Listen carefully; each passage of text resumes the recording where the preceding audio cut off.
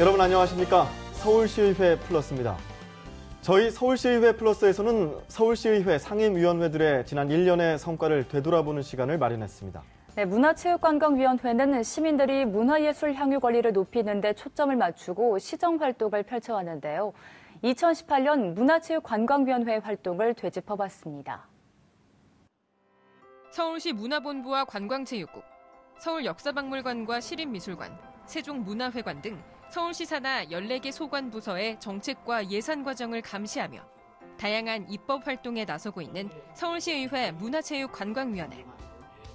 10대 문화체육관광위원회는 시민 모두의 문화향유권을 위해 문화시설이 적은 강북 지역을 중심으로 도서관 등 편의시설을 확충했습니다. 장애인의 시설 접근성도 강화했습니다. 소관시설의 주출입구나 경사로부터 장애인을 위한 이동 동선 확보까지. 현장을 둘러보며 배리어 프리가 반영될 수 있도록 지원을 약속했습니다. 일반인들은 그냥 잘 못 느낄 수 있는데 장애인들은 그게 억압으로 느껴진다라는 거거든요. 억압 없는 환경, 그것도 체육도 그렇고 관광도 그렇고요. 그렇게 접근성이 쉬운 관광 인프라들이 있어줘야 서울을 찾아올 수 있다고 생각합니다. 내년 서울에서 개최되는 100회 전국체전 준비에도 박차를 가하고 있습니다. 다른 지역의 경기장을 빌리면서 많은 비용을 들이지 않고도 성공적으로 치를 수 있는 방안을 모색 중입니다. 새로운 100년을 시작하는데 서울이 제일 먼저 전국체전으로 시작한다고 생각하고요. 너무 경기장을 만들고 너무 재정을 많이 투여해서 하는 그런 전국체전보다는 내용이, 내실이 아주 실한 그런 전국체전이 될 수 있도록. 매력적인 관광도시를 만드는 데에도 앞장섰습니다. 그간 중국에 편향됐던 관광시장의 다변화를 위해 각 소관부서에 내실 있는 관광 콘텐츠 생산과 중장기적인 계획 수립을 당부했습니다. 무엇보다 문화 분야의 예산 비중을 높여야 하는 과제가 남아 있습니다. 현재 서울시 문화예산 비율은 전체의 2.3% 남짓. 문화체육관광위원회는 2030년까지 예산을 3% 이상으로 확대해 시민이 체감할 수 있는 문화가 있는 도시를 조성해갈 계획입니다. 저녁이 있는 삶의 문화생활시설 확충이라든지 대표적인 SOC 사업이라고 할 수 있는 체육관 그리고 도서관 이런 것들을 자기 생활에 10분 거리에서 걸어가서 활동할 수 있는 그런 기반 시설들이 좀 마련될 수 있을 거라고 생각합니다. TBS 구균진입니다. 서울시의회 환경수자원위원회는 한강과 공원, 미세먼지 등 환경에 대한 감시와 연구를 도맡아 하고 있는데요. 네, 특히 올해는 강력한 미세먼지 대책과 동물 복지 등 사회 변화에 발맞춘 이색 정책들이 돋보였습니다. 올 한해 환경수자원위원회 시정 활동을 되돌아봤습니다. 미세먼지 없는 깨끗한 하늘과 쾌적한 녹지 공간, 그리고 아리수까지 다양한 환경 정책을 위해 한 해 동안 달려온 서울시의회 환경수자원위원회의 활동을 돌아봤습니다. 희뿌연 미세먼지로 마스크 착용이 필수가 돼버린 서울. 올해 연일 짙어지는 미세먼지 농도만큼 서울시의회 환경수자원위원회 고민도 깊어졌습니다. 이에 환수위는 미세먼지 특별관리구역 지정과 운행 제한 차량 과태료 부과, 시민의 책무 등을 담은 조례를 발의했고 이는 지난 17일 상임위 심사를 통과했습니다. 경유차 운행 제한이라든가 또 전기차 보급이라든가 또 보일러 보고 그런 기존 정책을 반복하고 있는 게 이제 한계라고 생각합니다.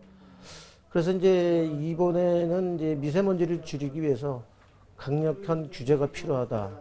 그래서 이제 서울특별시 미세먼지 저감 및 관리에 관한 조례를 이제 우리 상임위원회에서 발의를 했습니다. 환수위의 미세먼지 잡기는 자연공간 확대로도 이어졌습니다. 2020년 도시공원 일몰제 시행에 따라 시민의 공원이 줄어드는 것을 막기 위해 내년도 예산 8,600억 원을 확보한 겁니다. 뿐만 아니라 친환경 보일러 보급을 확대하거나 미세먼지 잡는 광촉매를 도로에 코팅하는 등 다양한 미세먼지 저감 대책도 함께 추진 중입니다.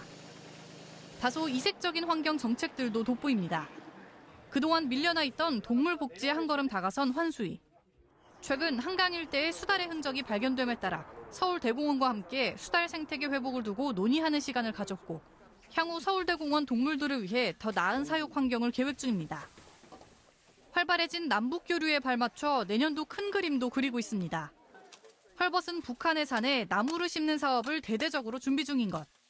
대동강 수질 개선이나 산림 복구 등을 지원하기 위해 북한 산림자원 조성 및 관리 지원 조례 제정을 검토 중입니다. 정부 주도가 아닌 우리 민간 차원으로 우리도 협조를 해야 되겠다 해서 우리 서울시의회에서는 북한의 나무 심기를 도와주자. 대한민국의 미세먼지와 또 남북 교류 협력을 위해서 최선을 다하겠다 하는 뜻에서 이제 조례 개정과 제정을 하게 됐습니다. 시민 생활과 밀접한 미세먼지부터 동물 복지, 그리고 남북의 환경 정책까지 서울시의 환경을 위해 끊임없이 연구와 입법에 나서는 환경수자원위원회의 앞으로의 행보가 기대됩니다.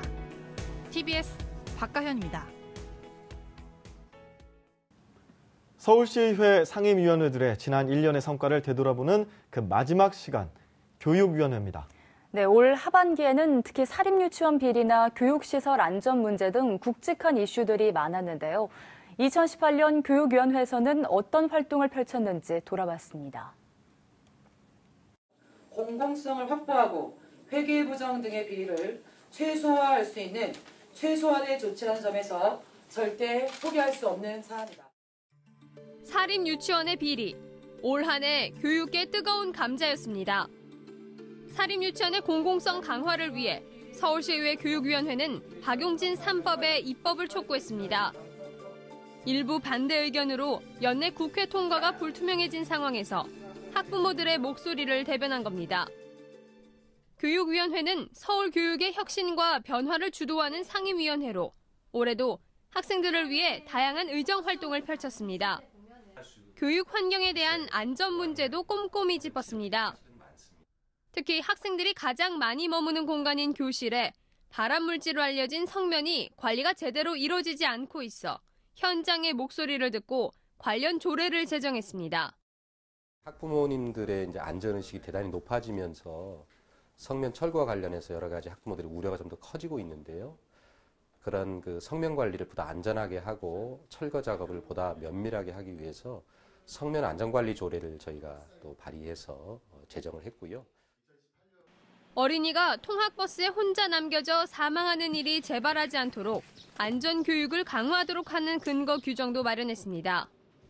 차량 내 동작 감지 센서나 안전벨이 설치돼 현장에서는 조금이나마 걱정을 덜게 됐습니다. 학교 관리자에게 직접 이런 그 경고음이 전달된다는 것은 매우 신속한 대처를 할 수 있는 시스템이라고 생각이 됩니다. 소관부서인 서울시 교육청의 목소리에 힘을 실어주기도 했습니다. 학교 밖 청소년에게는 아무런 재정적 지원이 없는 상태입니다. 학업 복귀를 위한 교육활동을 계속 이어갈 수 있도록 최소한의 구체적이고 현실적인 지원이 필요합니다. 진학을 미뤘거나 징계로 학교를 떠난 청소년들을 지원해야 한다는 교육감 제안에 관련 조례를 마련하기도 했습니다. 안전한 교육 환경을 만들고 학생들의 교육권을 지키기 위해 올 한 해도 숨가쁘게 달려온 교육위원회. 내년에는 장애 학생들을 위한 특수학교 건립이 추진될 수 있도록 더 부지런히 의정 활동을 하겠다는 포부를 밝혔습니다. TBS 류밀희입니다.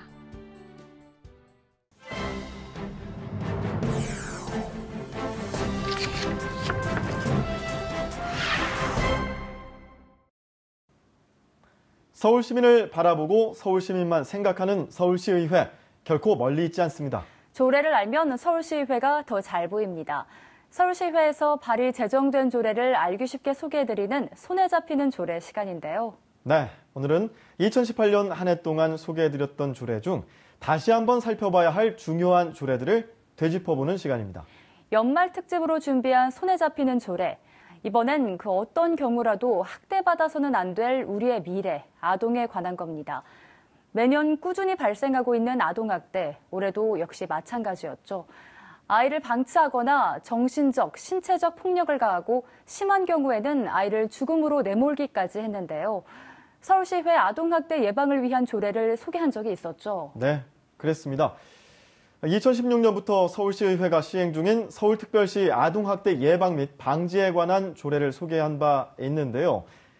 조례 안에는 아동학대 예방과 방지를 위한 계획 수립과 서울시 아동학대 예방위원회 구성, 아동학대 예방센터와 학대 피해 아동쉼터를 설치하도록 하는 내용이 담겨 있었습니다.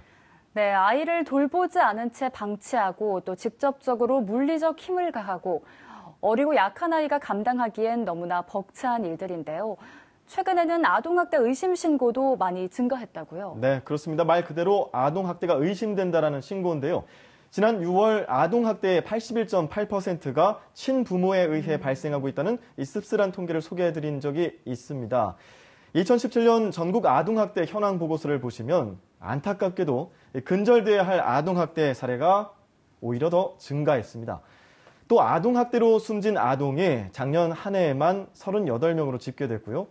아동학대 신고 건수도 만여 건이 증가했습니다.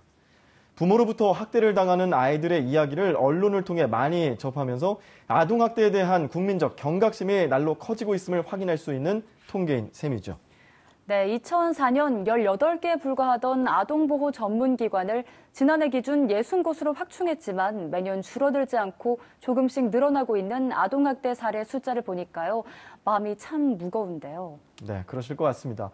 아름다운 기억들로 차고 넘쳐야 할 이 어린 새싹의 머릿속을 아프고 쓰라린 상처로 가득 차게 하는 일, 그 어떤 이유를 대도 결코 용서받지 못할 인생 범죄입니다. 네, 아동학대를 예방하기 위한 조례안이 시행되고 있는 만큼 우리의 미래인 아이들이 건강하고 안전하게 자랄 수 있는 환경이 조성되길 기대해 보겠습니다. 네. 또 다음으로 주목해야 할 조례에는 어떤 것이 있을까요? 네, 바로 청년 일자리에 관한 조례입니다. 대형마트의 영역 확장으로 인해 침체되고 있는 전통시장과 좀처럼 희망이 보이지 않는 청년 취업, 이 두 마리 토끼를 동시에 잡고 있는 조례가 있는데요. 바로 지난해부터 시행되고 있는 전통시장 및 상점가 육성에 관한 개정 조례입니다. 청년 상인을 만 39세 이하의 시장, 상점가 혹은 상권 활성화 구역에 창업하려는 사람 또는 창업한 사람으로 정의하고 서울시장이 청년 상인 육성 사업을 지원할 수 있도록 명시해서 전통시장에는 활력을, 청년에게는 창업의 기회를 제공하고 있죠. 네, 전통시장에 입점하는 청년 상인들을 지원하는 서울시의 정책에 법적 근거가 마련되면서 특색 있는 전통시장들이 많이 늘어나고 또 이로 인해 전통시장을 찾는 연령층도 다양해졌다고 들었어요. 그렇습니다. 서울시는 2016년 당시 30명의 청년 상인에게 연간 3,500만 원까지 지원하는 전통시장 청년 상인 프로젝트를 가동했고요. 그 결과 지난해 상반기를 기준으로 100여 명의 청년 사장님들이 전통시장 내에 점포를 꾸리고 있었습니다. 청년 사장님들의 젊은 아이디어가 전통시장과 잘 어우러져 경쟁력을 더했고요. 단순히 식재료만 판매하는 주부들의 공간이라는 인식에서 남녀노소 누구나 즐거운 복합적인 이 공간으로 재탄생하고 있습니다. 네, 전통시장에 개성 넘치는 청년 사장님들이 등장하고 새로운 흥미거리를 찾는 젊은 층의 걸음이 자연스레 전통시장을 향하고 있다고 하니까요. 듣기만 해도 참 흐뭇한 소식인데요.